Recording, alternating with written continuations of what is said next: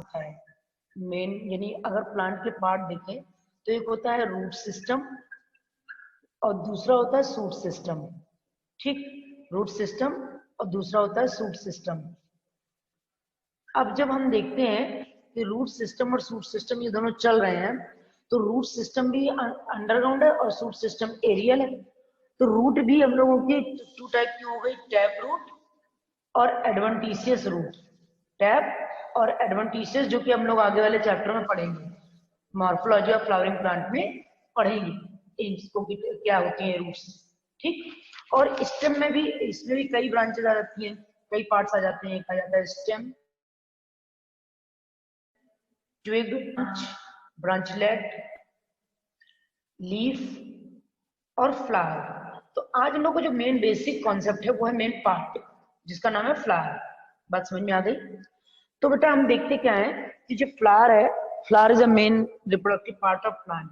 यहाँ पर लिखेंगे हम लोग फ्लावर, और फ्लावर में लिखेंगे flower is a main reproductive part of plant, बस समझ गए? Flower is a main reproductive part of plant. इतनी बात समझ में आ गई? यानी ये main reproductive part of plant है। क्यों क्यों है main reproductive part of plant? क्योंकि इसके थ्रू ही रिप्रोडक्शन हो रहा है। तो फ्लावर के पार्ट कौन कौन से हुए? फ्लावर के 4 पार्ट्स हुए, 4 पार्ट्स हुए फ्लावर के। नंबर 1 हुआ calyx, number 2 Corolla, number 3 androecium, number 4 gynoecium. बात इतनी क्लियर हो गई? Androecium and gynoecium. तो जब हम बेटा देखेंगे पहला पार्ट है कैलिक्स, तो कैलिक्स के लिए क्या यूज करते हैं हम लोग? Calyx is the outer part of flower, it is green in color,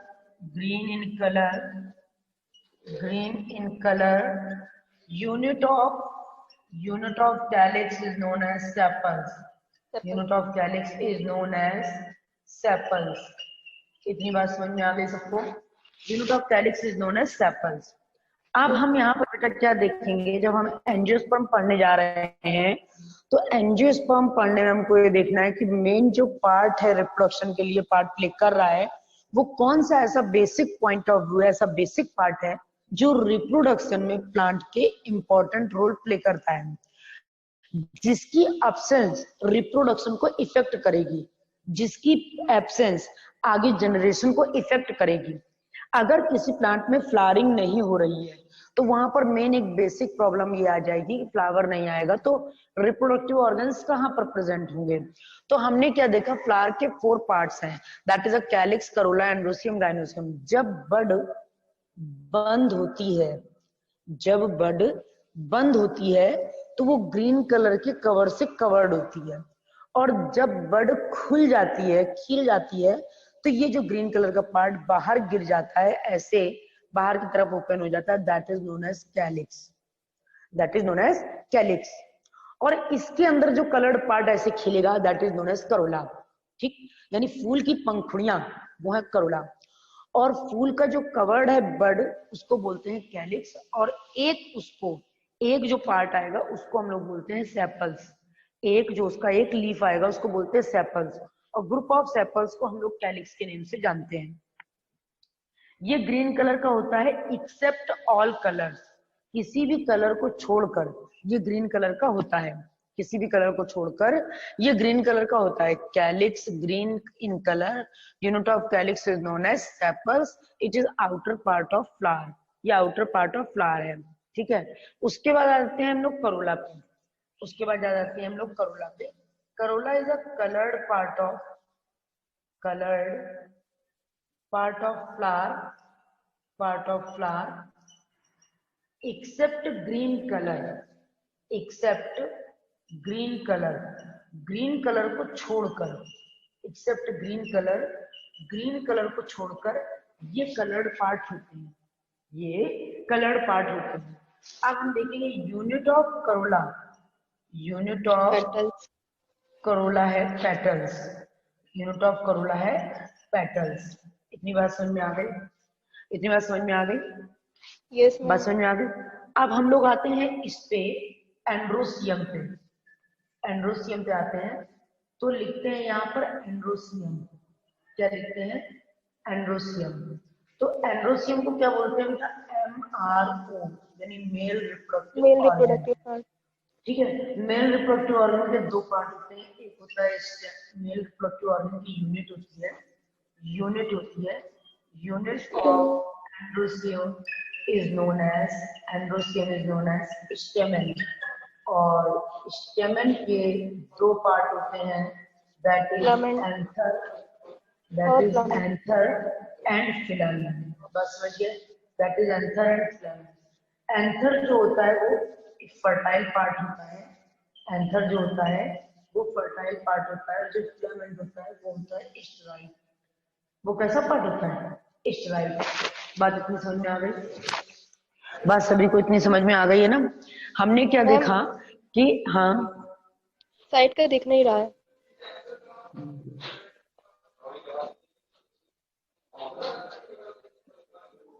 ठीक, अब ठीक है मैम। अब ठीक है। Yes ma'am. देखो, अब इतना हम लोगों का ये हो गया इंट्रोडक्शन कि हमने क्या बोला था कि हम लोगों का एंजियोस्पर्म पढ़ना है, यानी हम लोग एल्गी पढ़ चुके हैं, ब्रायो पढ़ चुके हैं, जिम्नो पढ़ चुके हैं, टेरिडो पढ़ना है। एंजियो आज हम लोगों का खत्म हो जाएगा।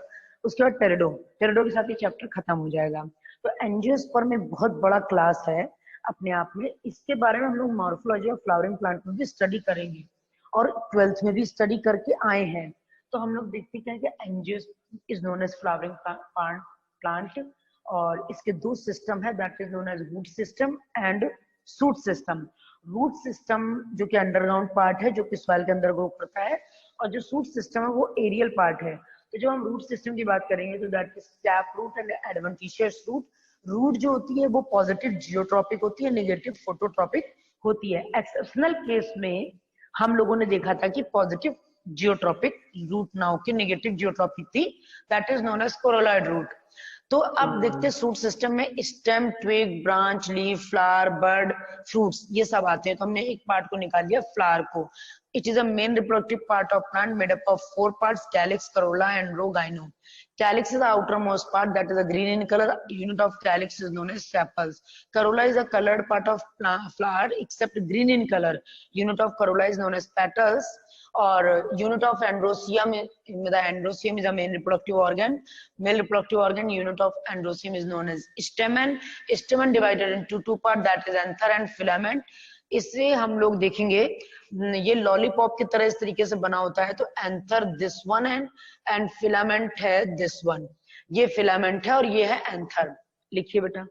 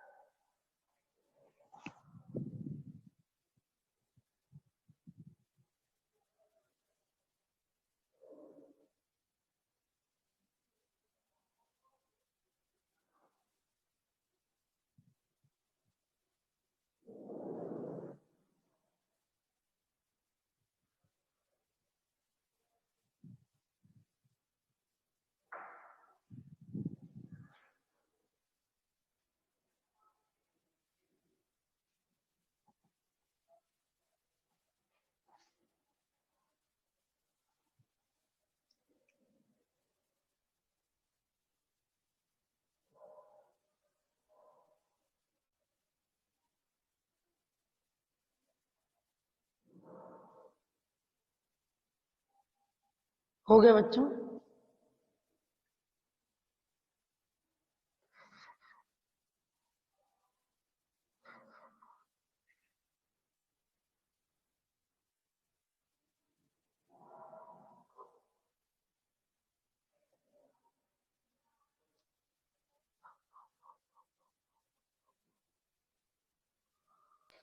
Yes ma'am.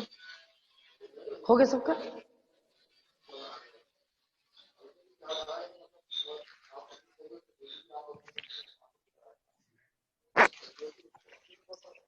हो गया ना सबका?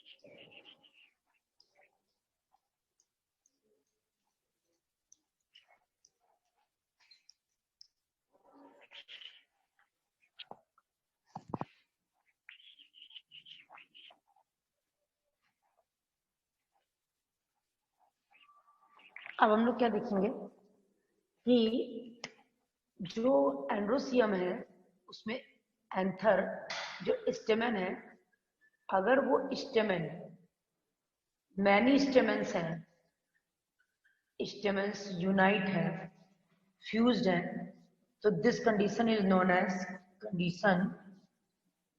Known as syngenesious. सिनजिनेसियस, ठीक। और अगर स्टेमन्स फ्री हैं तो known as polyandrous. Polyandrous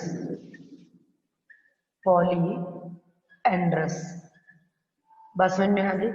stamens free हैं तो हम लोग का पॉलीएंड्रस, अगर फ्यूज्ड है तो सिनजिनेसियस। उसी तरीके से अगर सेपल्स फ्यूज्ड हैं तो उसको बोलते हैं गैमोसिपेलस।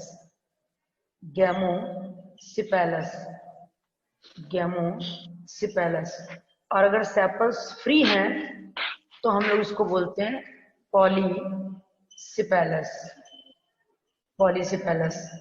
और अगर यहाँ पर देखते क्या है, पेटल्स फ्री हैं, पेटल्स फ्यूज्ड हैं तो बोलेंगे पॉलीपेटलस। और अगर पेटल्स फ्यूज्ड ना होकर फ्री हैं, इसके लिए लिखेंगे गैमो, और इसके लिए लिखेंगे पॉलीपेटलस। बात समझ गए? अब देखते क्या है कि जो गाइनोसियम है, गाइनोसियम की क्या कंडीशन है, तो बेटा गाइनोसियम में देखते हैं it is F R O, female reproductive organ. तो फीमेल रिप्रोडक्टिव ऑर्गन की यूनिट जो होती है that is known as, unit of F R O is known as carpel. और कार्पल को ही हम लोग पिस्टल के नेम से जानते हैं। अगर हम देखते हैं वन कार्पल है, वन कार्पल मोनोकार्पिलरी, ठीक।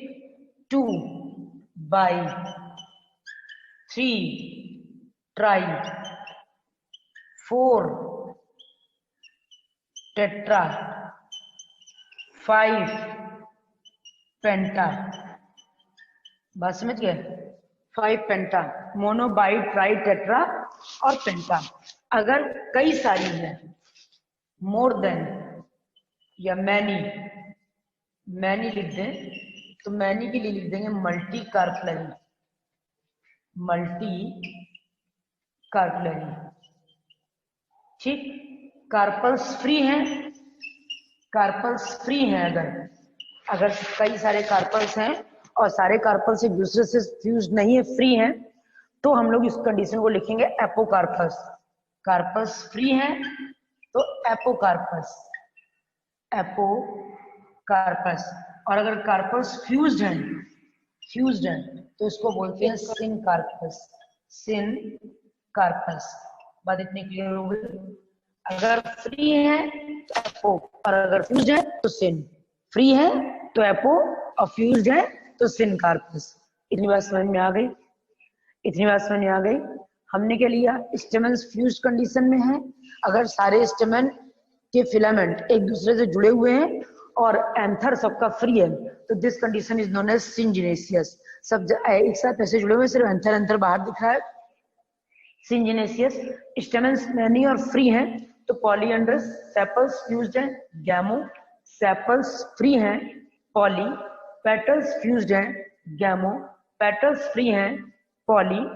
गाइनोसियम को फीमेल रिप्रोडक्टिव ऑर्गन बोलते हैं जिसकी यूनिट कार्पल है, और कार्पल को पिस्टल भी कहते हैं। गाइनोसियम की नंबरिंग के बेसिस पे 1 मोनो, 2 बाई, 3 ट्राई, 4 टेट्रा, 5 पेंटा। और मैनी कार्पल्स हैं तो मल्टी कार्पलरी, और कार्पल्स फ्री हैं तो एपो, फ्यूज्ड हैं तो सिन कार्पस। बात समझ में आ गई? बात इतनी सबको समझ में आ गई बच्चों? Yes ma'am. नोट करिए इसको।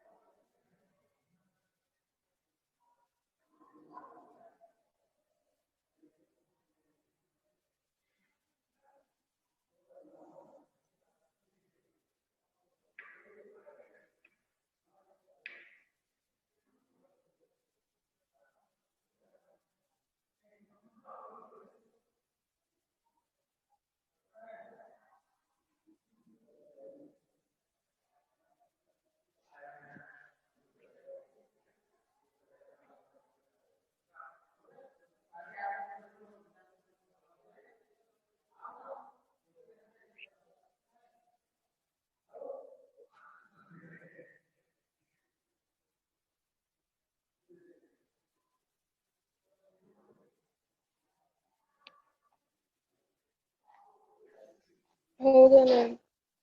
हो गया? सबका हो गया? इतनी बात सबको क्लियर हो गई?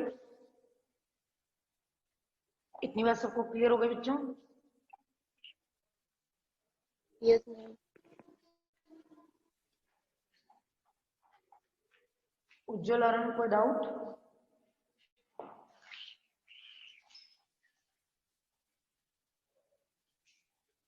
एनिमल किंगडम प्रिपेयर हो गया?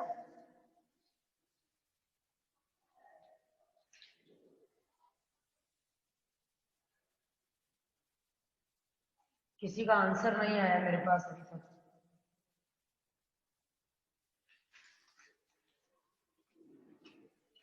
उज्जवल,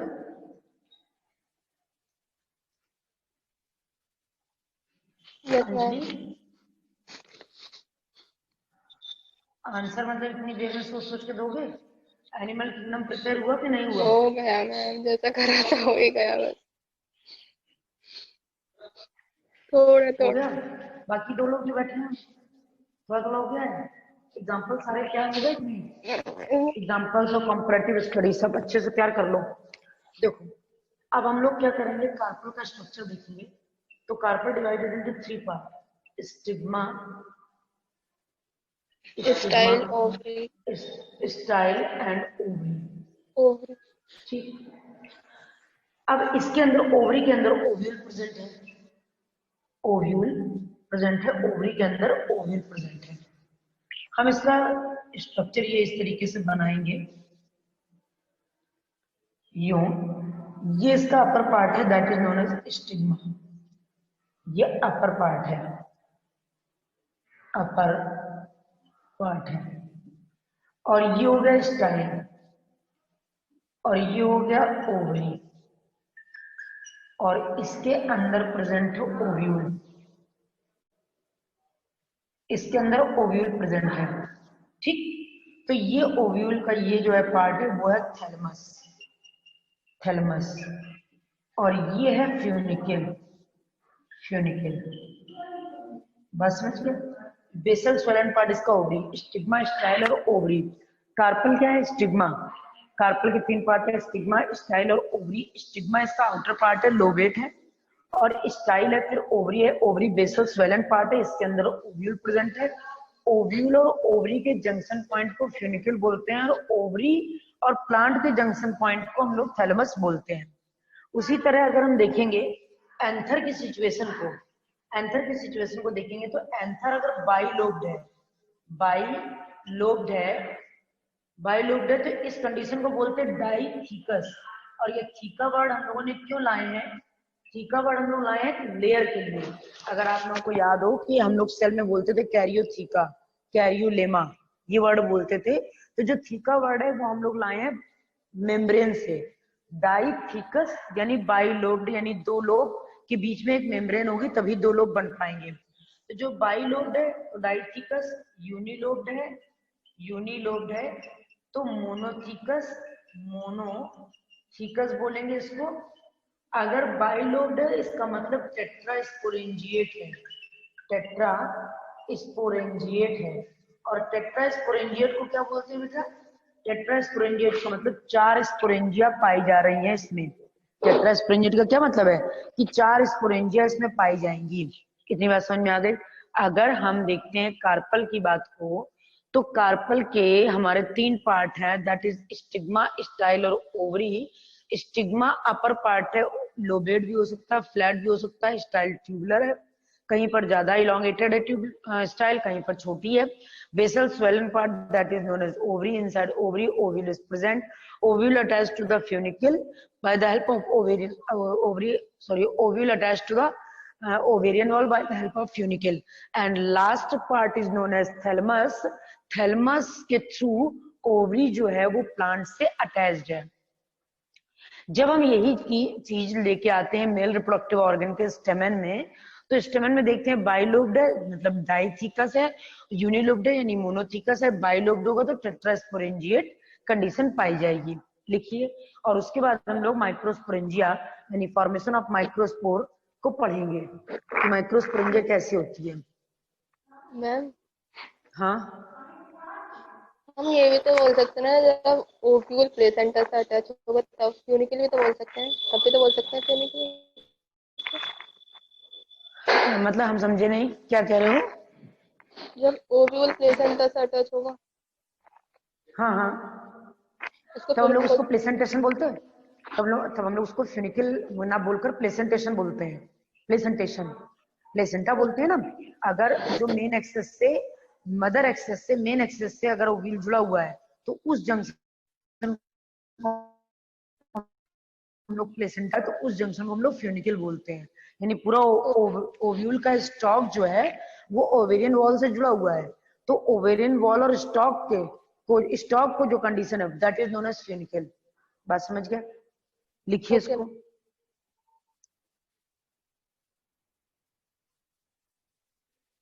दिख रहा है ना सबको?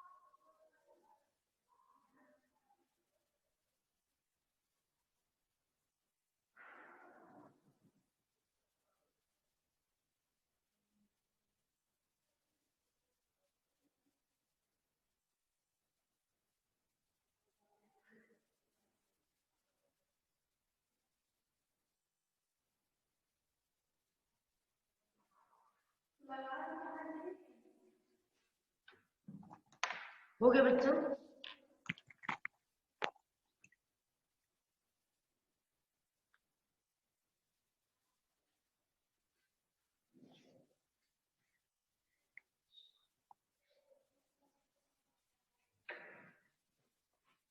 बच्चों हो गया? No ma'am. कर लो अच्छे से कर लो।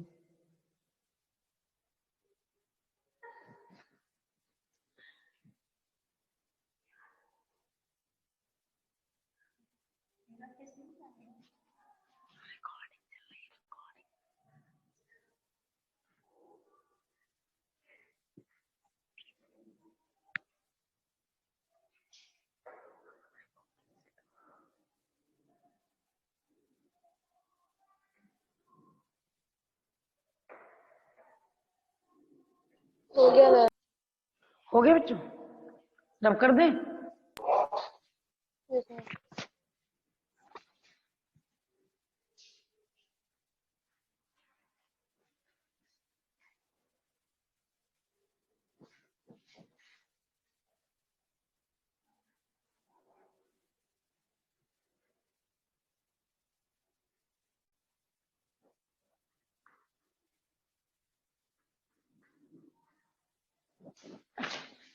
अब हम लोग देखते क्या है, देखेंगे माइक्रोस्पोरोजेनेसिस।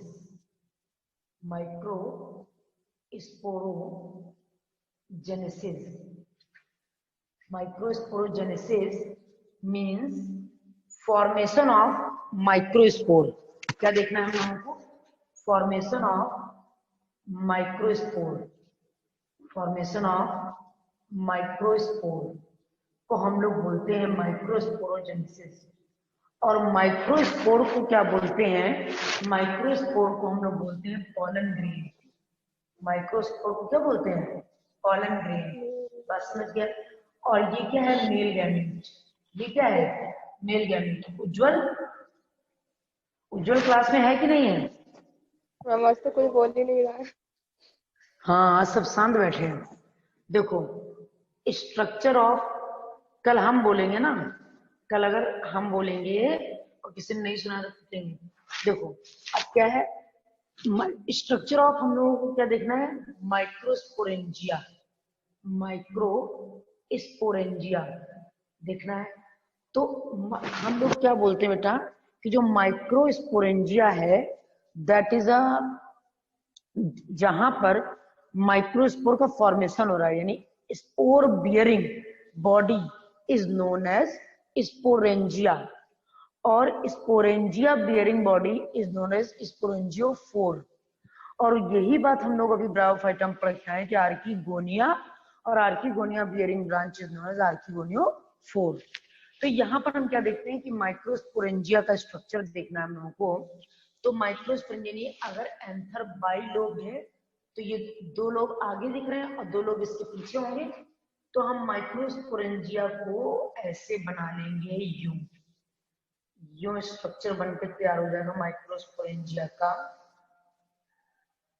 ये ऐसे स्ट्रक्चर बनके तैयार हो जाएगा माइक्रोस्पोरेंजिया का। तो जो ये माइक्रोस्पोरेंजिया का स्ट्रक्चर होगा, इस माइक्रोस्पोरेंजिया को हम लोग क्या बोलते हैं, टेट्रास्पोरेंजिया, यानी दो माइक्रोस्पोरेंजिया है, इनके जो बीच का वीक पॉइंट है, ये जो वीक पॉइंट है, इस वीक पॉइंट को हम लोग बोलते हैं स्टोमियम। इस वीक पॉइंट को बोलते हैं स्टोमियम। बात समझ गए? जहां पर माइक्रोस्पोरेंजिया बर्स्ट करेगी उस वीक पॉइंट को स्टोमियम के नेम से जानते हैं। अगर हम माइक्रोस्पोरेंजिया का स्ट्रक्चर देखते हैं तो दो माइक्रोस्पोरेंजिया के बीच का जो वीक पॉइंट है that is known as sporangium. अब हम इससे आउटर वॉल बना देंगे ऐसे यूं,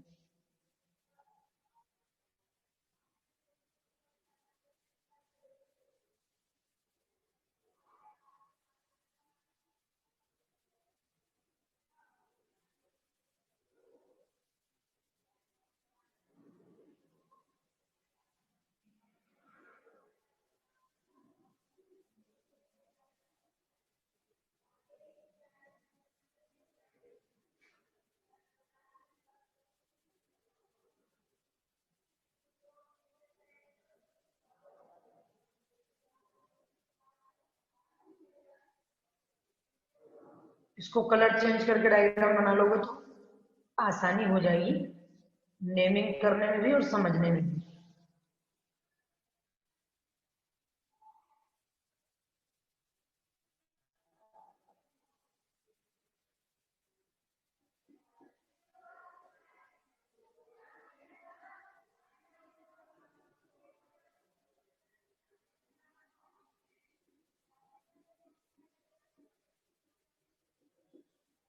में देखना है कि टीएस ऑफ माइक्रोस्पोरेंजिया में 4 माइक्रोस्पोरेंजिया दिखाई देते हैं, और ये 4 जो माइक्रोस्पोरेंजिया हैं, इन चारों माइक्रोस्पोरेंजिया में इस तरीके का स्ट्रक्चर बना हुआ है। ये एक माइक्रोस्पोरेंजिया है, ये दूसरी माइक्रोस्पोरेंजिया है, ये तीसरी है और ये चौथी है।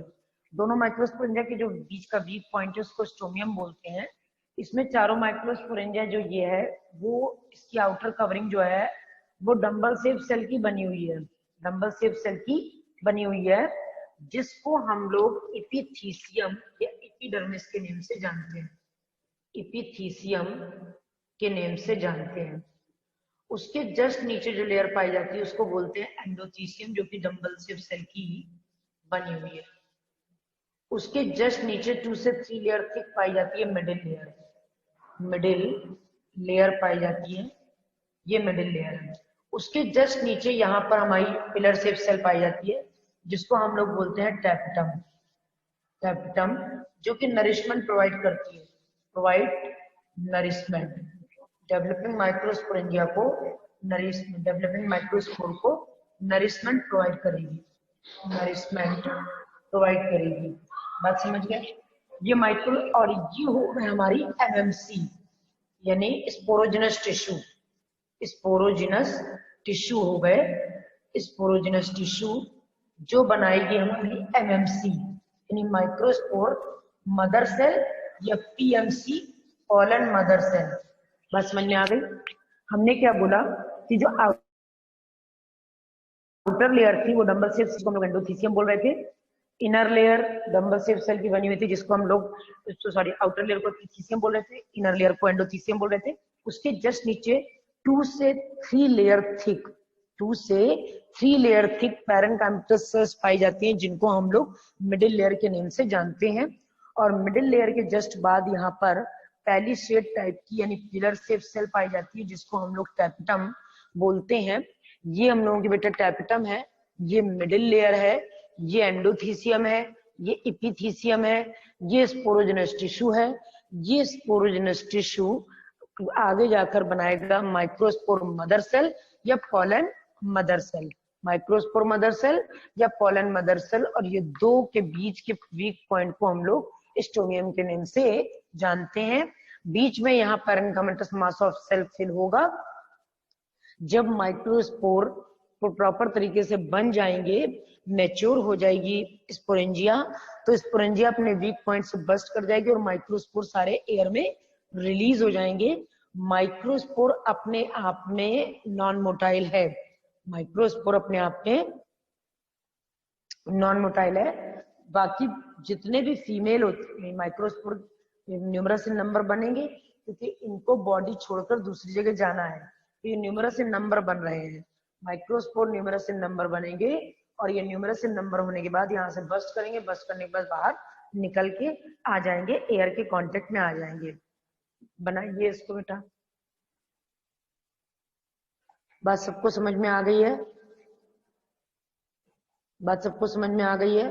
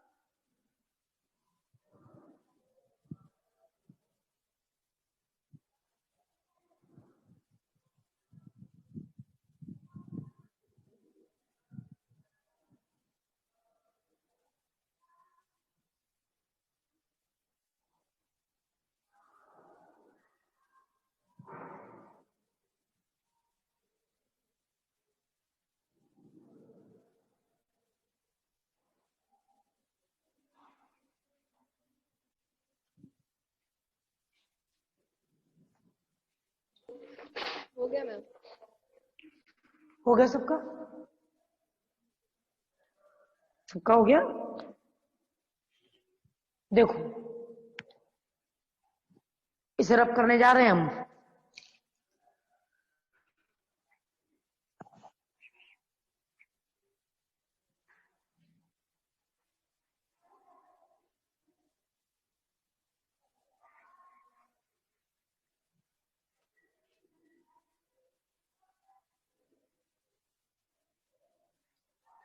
अब हम क्या देखेंगे कि जब माइक्रोस्पोरोजेनेसिस की प्रोसेस होगी तो ये पैरेंकाइमेटस मास ऑफ सेल रखा हुआ है, ठीक।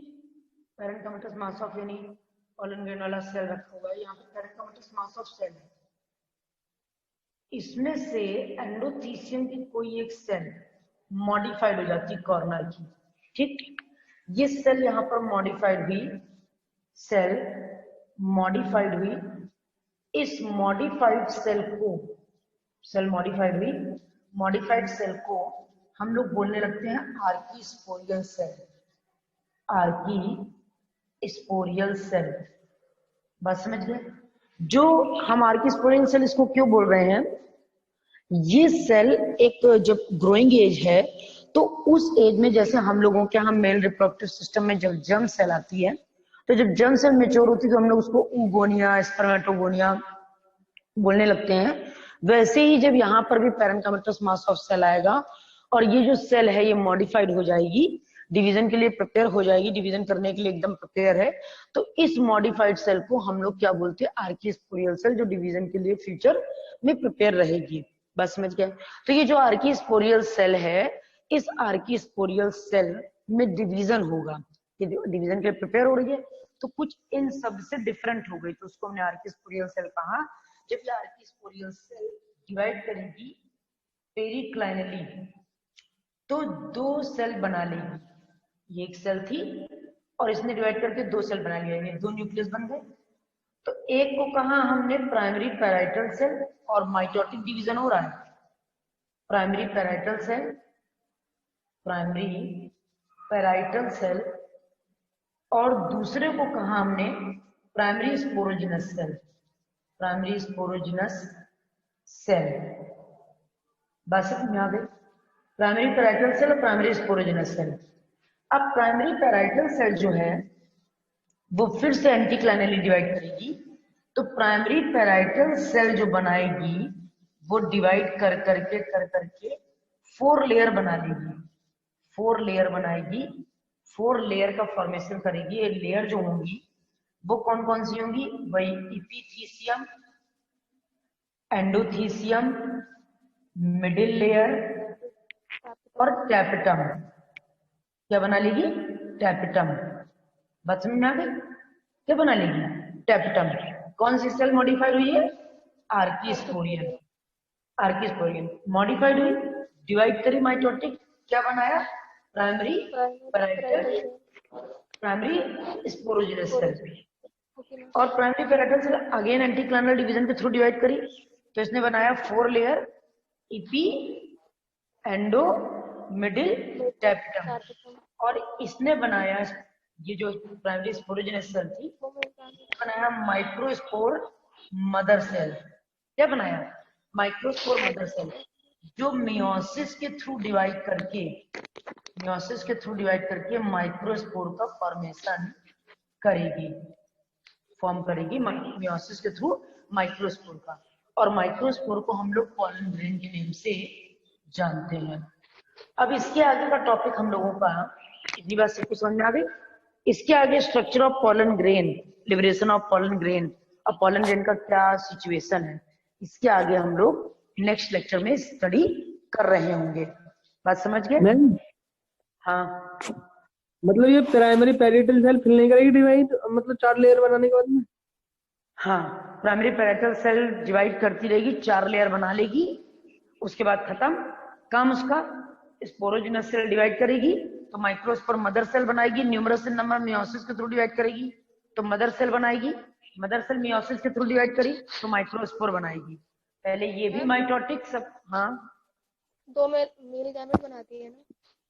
क्या चीज, 2 मेल गैमेट भी तो बनाती है। ये माइक्रोस्पोर मदर सेल जब ये मियोसिस के थ्रू डिवाइड करेगी तो टेट्राड माइक्रोस्पोर बनाएगी, टेट्राड यानी 4 सेल माइक्रोस्पोर बनाएगी, 4 सेल में माइक्रोस्पोर लिबरेट हो जाएगा। बस समझ गए? टेट्राड माइक्रोस्पोर बनाएगी, और फिर जब माइक्रोस्पोर डिवाइड करेगा जर्मिनेट करने के लिए तो वो 2 सेल में डिवाइड करेगा, वेजिटेटिव और जनरेटिव सेल। यस मैम, हाँ जनरेटिव वो बनाएगा। समझ गए? Yes ma'am. और इसके आगे हम लोग नेक्स्ट लेक्चर में पढ़ रहे होंगे parenchymatous mass of cell, cell modified, archisporial, division again and again, then epiendomiddle tapetum, and finally microspore mother cell by the help of sporogenous cell, and microspore mother cell divided by meiotically and form microspore. Microspore is known as pollen grain. Microspore is known as pollen grain. इतनी बात समझ गए? Okay लिख लो बच्चों।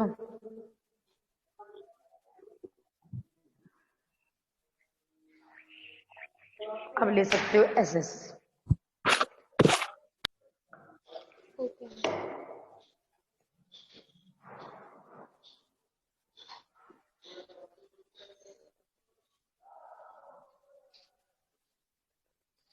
Leave कर दे meeting. Okay ma'am, thank you ma'am. Okay बेटा, सबको समझ में आ गया इतनी बात? किसी को कोई डाउट है? No ma'am, thank you ma'am. Okay बेटा।